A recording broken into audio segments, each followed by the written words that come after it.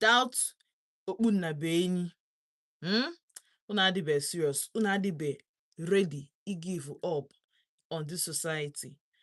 Society anụa, obodo anyị anụa bụ ndị anyị mụcha, ndị anyị mụpụtacha bụ ife, ọ ga-abụ ife ọbụla anyị hapụ, they will take it up from there. So onye ka o ji dị very important, make sure na ị na-amụ onye ị ga-azụ.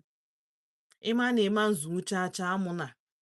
Abụ m advocate for ịma na ịma nzụ amụna. Ọ dị very, very simple. Life a eshighị ike, life a adịrọ hard. It is left for you ịma which way to follow. Maka na ọ ga-adị njọ na ọ bụrụ na ị bụrụ the parent ga-abụ iwelite phone gị otu a.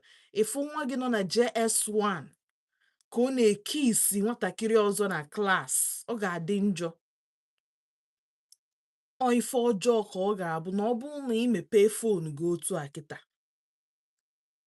I soro na those parents ma a guardian, ị ga-awụ imepe phone gị otu a, ịfụ onye nọ n'okpuru gị karo na secondary school ka ọ na-agba ego golu nwaanyị gift wee mechie kisie ya na nya bụ ihe nkiri maka na ọ na-eme birthday. Imani fail go as a parent or as a guardian. Nna ha ekwu ya na-ekwusi ike because o nwere video na circulate since last week. Nchezo ka nchezo ya na tata ka m fụkwa anya bụ video ọzọ mmadụ send eme ya sị na Aunty Chinaza ifugo ihe a. Wee sị ya na m afụgokwe ya. Ihe the parents gwa mbụ na parents na ọlụ dị. Nsị ya parents ndị nke efe elu gị ndị anyị ga na-asị na ọlụ dị bụ ndị ka ụmụfaka pechalụ mpe na onwe bụ ife fama. Ndị nke ka bụ nke fa bụ n'afọ na ndị nke na-akwadote ịtụta ime. Kedu ka nwa nọ JS1, JS2, even if not SS3, if you go see I handle the money like ima na onye a bụ onye na-eme ihe ego, and I watara m ka nwa JS2 ga-esi wee mụtago ka esi handle ego eji ofu aka. O ji ofu aka. Hey. O ji bundle of money. Ego ndị na 200.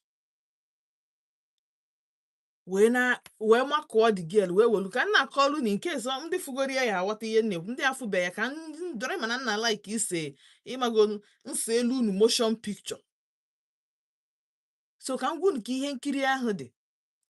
O bụ ụzọ ebe esepụtara wee ebe the guy na-abọ the girl ego ebe ọ ka na-emepe gift niile o nyere ya. Gift abụọkwa ofu ọ bụrụ ịbụ olu dọtikoruchi out to 3. Ka ọ na-emepe the thing, the girl na-eme ndị nọ na-akụ na-ese picture ụmụ ọgwụgwụ oge. Wee na-asị akwa ka ị na-ebe n'Igbo be anyị ọbọkwa na omekwe na somewhere ọkwa na anaba anyị aka ome. Si ya na ị na-ebe akwa.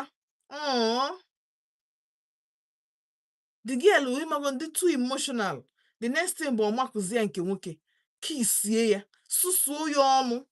Hey, ụmụaka wee nwee the audacity wee send ya ihe anụ a. Hey, ụmụaka wee nwee the F13 wee send ya anyị ihe a na social media. Aghọtara m. Isi da na ụmụaka enwero ndị ha nọ n'okpuru ya.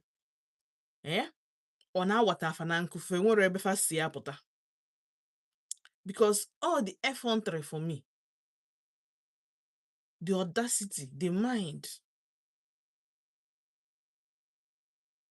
Mana it is well, ma ọ bụrụgodị na ọ n'ime well. Ọ dịcha na mma. Yatago.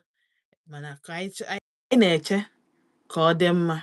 Anyị na-ayọ Chukwu ka ọ dị mma. Anyị ga na-emekwenu nke anyị ji wee bụrụ mmadụ. Anyị ga na-eme nke anyị ji wee bụrụ mmadụ. So aka n'ebe ọ bụ na nna nacheta azụ, nna chetala azụ, mepee phone line. Anyị ga-akpa ya bụ nkata, anyị kwesịrị ịkpa ya bụ nkata.